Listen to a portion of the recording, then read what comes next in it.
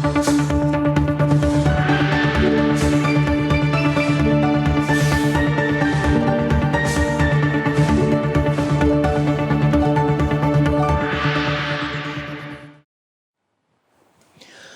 հեռուստատուներ, հեռանկար այսօր հյուրընկալել է քաղաքացիական պայմանագիր կուսակցության ցուցակով առաջադրված ազգային ժողովի պատգամավորի տեխնացու Արթուր Հովհաննիսյանին, բարև ձեզ, պարոն Հովհաննիսյան, շնորհակալություն մեզ հյուրընկալվելու համար։ 10 օր արդեն անցել է քարոզարշավից, ձեր տպավորությունները կարծիք, թեև ասում են քարոզարշավը շատ ավելի շուտ էր մեկնարկել, քան մայիսի 8-ը, պաշտոնական։ Դե մենք մշտական քարոզարշավի մեջ ենք գտնվում, բոլոր քաղաքական ուժերով ըստ էության, քաղաքականությունը դրա մասին է կարծում եմ, բավականին ջերմ եւ մարդաշատ մթնոլորտում է անցնում մեր քարոզարշավը, ըստ էության այն ինչ մենք ասել ենք 2021 թվականին, որ ապագա կա, հիմա գնում ենք եւ տեղում մեր ժողովրդի հետ արձանագրում ենք, որ այդ ապագան արդեն այսօր է։ Խոսում ենք իրական Հայաստանի մասին, խոսում ենք մեր ապագա անելիքների մասին, խոսում ենք կատարված աշխատանքների մասին եւ ուրախությամբ կարող եմ արձանագրել, որ մեր քաղաքացիները կիսում են մեր քաղաքականությունները եւ վստահաբար հունիսի 7-ին գնալու են եւ տեր են կանգնելու առաջին հերթին խաղաղությանը եւ այն փոփոխություններին, որոնք իրականացվել են վերջին տարիների ընթացքում։ Իսկ առհասարակ քարոզարշավը ինչպես է ընթանում, նաեւ մյուս քաղաքական ուժերի մասնակցությունը։ Կարծում եմ մյուս քաղաքական ուժերի դեպքում առանձնանում են մյուս քաղաքական ուժերը իրենց հայրենի չիմացությամբ, կեղծ տեղեկատվությունների տարածմամբ, կրկին գործիք են սարքել սուտն ու կեղծիքը, մենք տեսնում ենք ինչպես 21 թվականին հիշում ենք, որ Միջանցքի մասին խոսույթ կար, հաջորդ տարիներին այսօր արդեն արձանագրում ենք, որ դա պարզապես սուտ էր քաղաքական դիվիդենտներ հավաքելու եւ մարդկանց հույզերի, վախերի հաշվին միավորներ հավաքելու համար, հիմա էլ նոր ստեր են հորինել, մենք բայց հատ-հատ կջարդենք այդ ստերը եւ կջախջախենք ուրեմն պատերազմի եռագլուխ կուսակցությանը հունիսի 7-ին։ Առհասարակ այս քարոզարշավը նախորդից կամ նախորդներից ինչ-որ էական տարբերություններ ունի։ Այո, ես կարծում եմ շատ մեծ տարբերություն ունի, այս 5 տարիների ընթացքում իրականացված փոփոխությունները եւ հատկապես օգոստոսի 8-ին 25 թվականի ստորագրված փաստաթղթերը նոր իրականություն են բերել Հայաստան եւ եթե 21 թվականի ընտրությունները հաջորդում էին շատ ծանր օրերին եւ բավականին բարդ խոսակցություններ ենք ունենում մենք մեր քաղաքացիների հետ, այսօր մթնոլորտը բավականին այլ է։ Այսօր Հայաստանի Հանրապետությունում այլևս չի գերիշխում վախի մթնոլորտը, պատերազմի շունչը, Հայաստանում այսօր գերիշխում է խաղաղության շունչը եւ երջանկության մթնոլորտը եւ կյանքն է եռում Հայաստանի Հանրապետության բոլոր համայնքներում եւ ես կարծում եմ, որ հունիսի 7-ը սովորական ընտրության օր չի լինելու, այլ տոն է լինելու, որտեղ արձանագրվելու է հայ ժողովրդի հերթական հաղթանակը։ Ես այլ տարբերությունների մասին նշեմ, տեսեք, գլխավորը կարծես թե ամբողջ այս քարոզարշավի ընթացքում պատերազմ թե խաղաղություն այդ խոսույթն է։ Փորձագիտական շրջանակներում կա այս կարծիքը, որ երբևէ նորանկախ Հայաստանի Հանրապետության ընտրությունների պատմության ընթացքում այս խոսույթը պատերազմ թե խաղաղություն չի եղել առնվազն գլխավորը։ Դե 21 թվականին էր ըստ էության նմանատիպ խոսույթ եւ 21 թվականի քարոզարշավի ընթացքում ժողովուրդը ըստ էության մեզ մանդատ տվեց գնալ եւ խաղաղություն ապահովել։ Հիմա մենք եկել ենք հասել ենք 26 թվականին եւ տեսնում ենք, որ ուժերը, հիմնական ուժերը, որոնք ընդդիմադիր դաշտում են հանդես գալիս, ամեն բան անում են, որ Հայաստանը վերադարձնեն պատերազմական իրավիճակին։ Խոսում են թեմաների մասին, որոնք էսկալացիայի վտանգ են իրենից ներկայացնում։ Խոսում են Ղարաբաղը վերադարձնելու մասին, չեն ասում իհարկե ում կյանքերի գնով եւ ինչպես։ Խոսում են Ղարաբաղի ժողովրդի վերադարձի մասի այն դեպքում, երբ որ նրանք ամեն բան արեցին, որ Ղարաբաղի ժողովուրդը լքի, Ղարաբաղը չգնա, չբանակցի իրենց հողում ապրելու համար, ինչի հետևանքով նաեւ առաջացնում են որոշակի ռեակցիաներ, վտանգավոր ռեակցիաներ Հայաստանի Հանրապետության համար եւ մենք ասում ենք, եթե որևէ տեսական իրականության դեպքում պատերազմի եռագլուխ ներկայացուցիչներից որևէ մեկը Ծառուկյան Գագիկի կուսակցությունը, Կալուգացի օլիգարխի կուսակցությունը, Ռոբերտ Քոչարյանի կուսակցությունը, նույն ինքը դաշնակցությունը, որևէ տեսական իրականությունում գան ուրեմն իշխանության, Հայաստանը կրկին կանգնելու է պատերազմի վտանգի առաջ եւ բախվելու է պատերազմական էսկալացիոն վիճակի, որովհետեւ նրանց խոսույթը առնվազն հեռու է խաղաղությունից, այս մարդիկ ուզում են վիժեցնել խաղաղության գործընթացը, խոսում են խաղաղության պայմանագիրը վերաբանակցելու մասին, խոսում են ուրեմն թրիփում ինչ որ նոր երաշխավորներ բերելու մասին, ընդհանուր ամենատարբեր աշխարհակաղակական կենտրոններին, որոնք այսօր բախումների մեջ են ամենատարբեր թեմաներով։ Ես ինչ որ մասով համամիտ եմ, բայց տեսեք, եթե ընտրողին ասում են, եթե ընտրեցիք մեզ կլինի խաղաղություն, եթե չընտրեցիք մեզ կլինի պատերազմ, կամ այն մյուս կողմը ասում է, թե եթե ընտրում եք ներկայիս իշխանություններին կամ ԿՊ-ին կկորցնենք մեր ինքնությունը եւ այլն, այս ամենը շանտաժի նման, չէ՞։ Մենք կարծես շանտաժի լեզվով, սպառնալքի լեզվով ենք խոսում մեր ընտրողի հետ։ Մենք խոսում ենք ճշմարտության լեզվով, մենք ասում ենք այն ինչ որ կա։ Հստակ է ամեն ինչ։ Մենք չենք խոսում խաղաղության պայմանագիրը վերաբանակցելու մասին, եւ ցանկացած բանական, տրամաբանական մարդու համար ակնհայտ է, որ եթե դու գնում ես արդեն բանակցված, նախաստորագրված խաղաղության պայմանագիրը վերաբանակցելու մասին, դա առնվազն խոսում է պատերազմի, վտանգի եւ նոր պատերազմ հարուցելու մասին։ Շանտաժը, վախի գործոնով խոսելու մասին մենք կարող ենք խոսել մյուս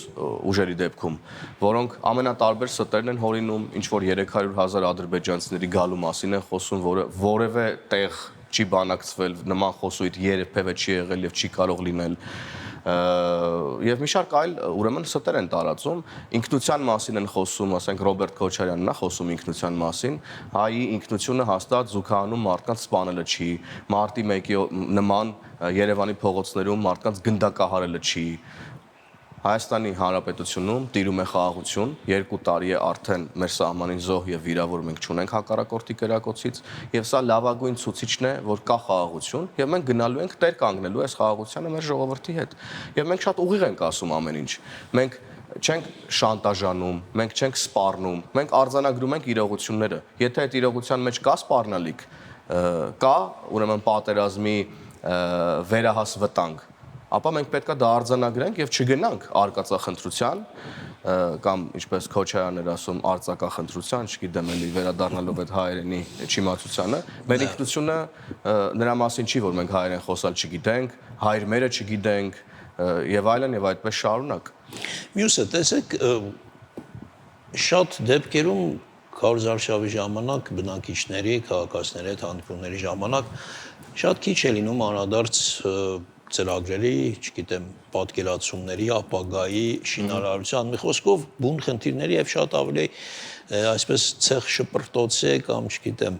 վարքաբեկում, մեղադրանք եւ այլն։ Ձեր կարծիքով դա դուր է գալիս ժողովուրդ։ Նույն այդ խոսքերը տեսեք դուք արդեն օգտագործեցիք Կալուգացի եւ այլն օլիգարխ, այնտեղ օգտագործում են հողատու, դավաճան, չգիտեմ, ես ըստ իս բոլոր դեպքերում այդ բառապաշարը տգեղ է, սովորական քաղաքացու հասարակության սովորական ներկայացուցիչի համար։ Այսինքն, երբ որ լսում ենք այդ բառերը, մի տեսակ ես ինքս լավ չեմ զգում։ Այդքան էլ հեշտ եւ պարզ չէ իրականությունը։ Կալուգացի օլիգարխի դեպքում ես չեմ կարծում սա պիտակավորում է, արտահայտում է ճշմարտությունը իր անձի վերաբերյալ, այո, պատերազմի եռագլուխ կուսակցություն ենք ասում, ինչու՞, որովհետեւ այս մարդիկ փոխկապակցված են իրար հետ։ Նախ Կալուգացի օլիգարխը որևէ կերպ չի կարող լինել ոչ падգամավորի տեխնացու, ոչ վարչապետի տեխնացու, եւ դա հիմա արդեն արձանագրված է իրենց ներկայացրած ցուցակներով, նրանց կուսակցության վարչապետի տեխնացուն Նարեկն է Կարապետյան։ Ռոբերտ Քոչարյանը, Գագիկ Ծառուկյանը եւ Կալուգացի օլիգարխը ներկայացնում են նույն թևը, պատերազմի թևը, եւ ես կրկնում եմ, որ այս մարդիկ ցանկացած տեսական հնարավորության դեպքում եթե գան իշխանության, ապա Հայաստանը կանգնեցնելու են վերահաս վտանգի նոր պատերազմի առաջ եւ դարձնելու են հենակետ ուրեմն այլ պետությունների աշխարհակաղակական շահերը սպասարկելու համար։ Խոսույթը դուր է գալիս քաղաքացիներին, թե չէ, ես շատ կուզեի, որ մենք չունենայինք նման խոսույթ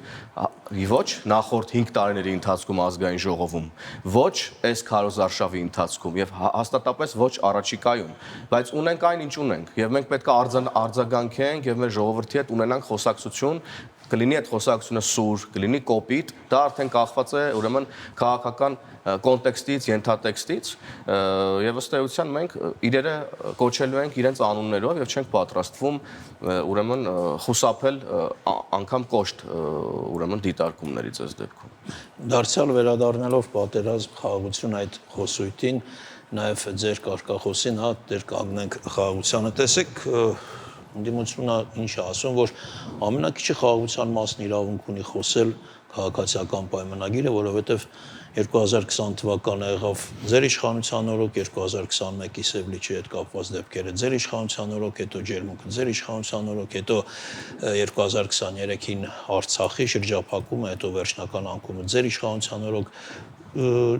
այդ դրամաբանության մեջ մարդիկ ասում են, որ հիմա ինչու են ամենաշատը իրենք խոսում այդ խաղաղության մասին։ Երբ որ բոլոր պատերազմները այդ ռազմական գործողությունները եղել են իրենց ժամանակ։ Որովհետև մենք ենք օգոստոսի 8-ին ստորագրել խաղաղության համաձայնագիրը, նախաստորագրել Ադրբեջանի հետ, որովհետև մենք ենք հաստատում Թուրքիայի հետ դիվանագիտական հարաբերություններ, որովհետև մեր իշխանության օրոք է, որ Հայաստանի անկախությունից ի վեր 2 տարի Հայաստանի Հանրապետության սահմաններին զոհեր եւ վիրավորներ չունեն, որովհետև մենք ենք, որ կառուցել ենք մեր սահմաններին ամրաշինական կառույցներ, զինվորին դուրս ենք բերել ցեխի մեջից, որովհետև մենք ենք, որ Հայաստանի Հանրապետության ներսում էլ ենք ապահովում խաղաղություն, ուրեմն եւ վերացրել ենք Հայաստանի Հանրապետության շուրջ արտաքին եւ ներքին սպառնալիքները, որովհետեւ մենք ենք, որ մեր իշխանության օրոք է, որ եվրոպական բոլոր երկրների եւ ոչ միայն եվրոպական երկրների ղեկավարներն են գալիս Հայաստան, խոսում են Հայաստանի Հանրապետության աշխարհի կենտրոն լինելու մասին, խոսում են Հայաստանի Հանրապետության խաղաղության խաչմերուկ լինելու մասին։ Իսկ ինչ վերաբերվում է այն խոսույթին, որ ձեր օրոք է եղել պատերազմ, այո, մեր օրոք է եղել պատերազմ, բայց մենք բոլորս հասկանում ենք, որ 30 տարի շարունակ Հայաստանի Հանրապետության ժողովրդին պահել են ստի եւ կեղծիքի մեջ եւ բերել են, հասցրել են Հայաստանի Հանրապետությանը ուրեմն փակուղի, որտեղ պատերազմն այլևս անխուսափելի է եղել։ Չէ՞ որ ոչ մեր պատճառն էր խոսում, Սերժ Սարգսյանն էր խոսում, ուրեմն մինչև հեղափոխությունը, մի քանի օր առաջ հեղափոխությունից խոսում էր այն մասին, որ բանակցությունները մտել են փակուղի, ինչը ինքնին նշանակում է, որ եթե չկան բանակցություններ, ուրեմն պատերազմը անխուսափելի է դառնում։ Հետևաբար այս մարդիկ խաբելով ժողովրդին, բանակցությունները մտցնելով փակուղի, խոստանալով մի կողմում տարածքներ վերադարձնել, մյուս կողմում գալ այստեղ ասել ուրեմն հող տվողը դավաճան է եւ այլն, ուղղակի պահել են եւ երկարացրել իրենց իշխանությունը թալանը Հայաստանի Հանրապետությունում։ 300,000 ադրբեջանցիների այդ վերադարձի մասին դուք ասում եք, որ այդպիսի հորակարգ չկա, քննարկում, որևէ բան չի եղել, որը ինչ որ կերպ կհուշի այդ մասին, բայց դուք կարող եք նույն կերպ պնդել, որ Ադրբեջանի հորակարգում չկա դա։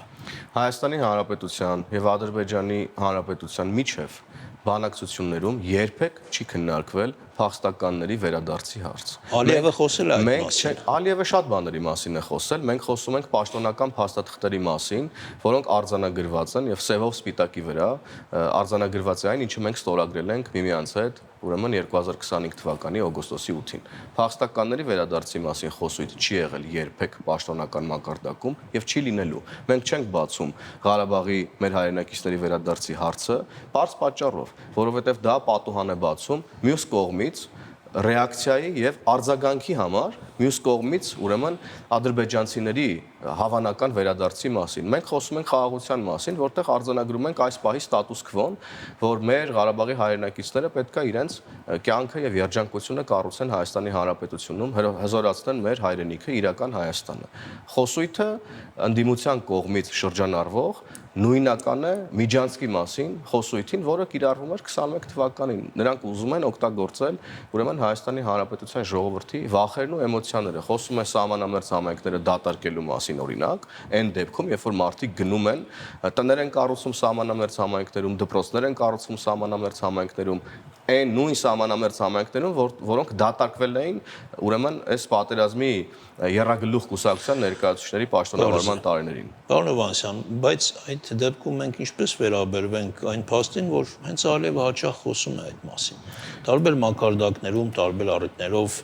լրատվամիջոցների ներկայացուցիչները նրան հարցնում են, թե որն է լինելու մեր հաջորդ քայլը, ասում է, որ հաջորդ քայլերից մեկը հենց այդ մեր հաղթանակը ամրապնդելու համար եւ այլն եւ այլն։ Հիմա ես չեմ ուզում այդ ամենը շարադրել, բայց դուք ինքներդ լավ գիտեք, որ այդ խոսույթը Ադրբեջանի օրակարգում կա, հիմա էլ կա, այսօր էլ կա։ Մենք դրան ինչպես վերաբերվում։ Ադրբեջանի օրակարգում տարբեր խոսույթներ կարող են լինել, հաշվի առնելով պատերազմի ելքը, հաշվի առնելով նախորդ 30-ամյա պատմությունը մեր եւ Ադրբեջանի միջև եղած։ Հայաստանի Հանրապետությունն ունի իր օրակարգը, եւ Հայաստանի Հանրապետության օրակարգը հետեւյալի մասին է։ Մենք ունենք նախաստորագրված խաղաղության պայմանագիր Ալմա-Աթայի հռչակագրի հիման վրա մենք արձանակ փոխադարձաբար ճանաչել ենք միմյանց տարածքային ամբողջականությունը, մենք չենք խոսում փախստականների վերադարձի մասին եւ մենք պատրաստվում ենք գնալ եւ ուրեմն վերջնականապես ստորագրել խաղաղության պայմանագիրը եւ ապրել խաղաղ պայմաններում մեր բոլոր հարևանների հետ։ Սա է Հայաստանի Հանրապետության օրակարգը։ Մյուս կողմից տարբեր խոսույթները, թե փորձագիտական մակարդակում, թե պաշտոնական մակարդակում, մեր կողմից մի կերպ են մեզ կողմից մի կերպ է դրան հակադարձվում։ Պաշտոնական փաստաթղթերով, պաշտոնական բանակցություններով, որտեղ արտահայտվում է, արձանագրվում է Հայաստանի Հանրապետության պետական շահը, ինչը նոր ես թվարկեցի։ Պարոն Հովհաննիսյան, որքանով եք հավանական համարում, որ արտաքին ազդեցության գործոնը որոշակի այսպես դեր նշանակություն կունենա ընտրությունները բնականաբար նաև արդյունքների վրա։ Դե արտաքին ազդեցության գործոնը փորձում են ուրեմն կիրառել եւ առաջին արտաքին ազդեցության գործոնները Ծառուկյան Գագիկն է, Կալուգացի օլիգարխ եւ Ռոբերտ Քոչարյանն է, որոնք ըստ էության սպասարկում են արտաքին շահեր։ Հիմա մենք տեսնում ենք նաև տարբեր process-ներ, ընտրական իրավունքի խախտումներ, փող են փորձում բաժանել մարդկանց, ինչպես իրենց իշխանության տարիներին էին փողով գալիս իշխանության, հիմա էլ փորձում են արդեն ընդդիմադիր դիրքերում եղած փողով կրկին ուրեմն գալ իշխանության, բայց Հայաստանի Հանրապետությունում շատ բան է փոխվել եւ հայ ժողովուրդը այլևս ձեռքը պարզած չի սպասում, որ ինչ-որ մեկը 5 տարին մեկ գա եւ իրենց գումար տա, որովհետեւ ասում եմ ասացի արդեն, որ կյանքը եռում է Հայաստանի Հանրապետությունում, Հայաստանի Հանրապետությունը ժողովրդավար եւ ազատ երկիր է, բազմաթիվ ծրագրեր են իրականացվում, որոնց մասին ի դեպ մենք նաև խոսում ենք քարոզարշավների ընթացքում եւ միայն ուրեմն սուր խոսույթը չի ուղեկցում քարոզարշավը, այլ ծրագրային խոսույթն է նաև ուղեկցում։ Մարդիկ են հենց իրենք գալիս եւ մեզ պատմում, թե ինչ արդյունքներ, դրական արդյունքներ են տեսնում այս փոփոխություններից եւ այս միջավայրում ես կարծում եմ Հայաստանի Հանրապետության ժողովուրդը չի կարող տրվել ուրեմն արտաքին ուժերի կողմից Հայաստան ուղարկված մարդկանց խոսույթին, նրանց կողմից գեներացվող ստերին եւ գնալու է եւ հունիսի 7-ին քվեարկելու է Հայաստանի Հանրապետության ինքնիշխանության, ազատության եւ խաղաղության օգտին ընտրելով համար 16 քվեաթերթիկը։ Տեսեք նաև այսպեսի խոսակցություններ շատ կան, չգիտեմ, մի ժամանակ շատ կային, կարծես թե քչացել են այն, որ տասնյակ հազարավոր հայեր Ռուսաստանից ընտրություններին նախորդող օրերին գալու են Հայաստան եւ մասնակցելու են, ուղղորդված մասնակցելու են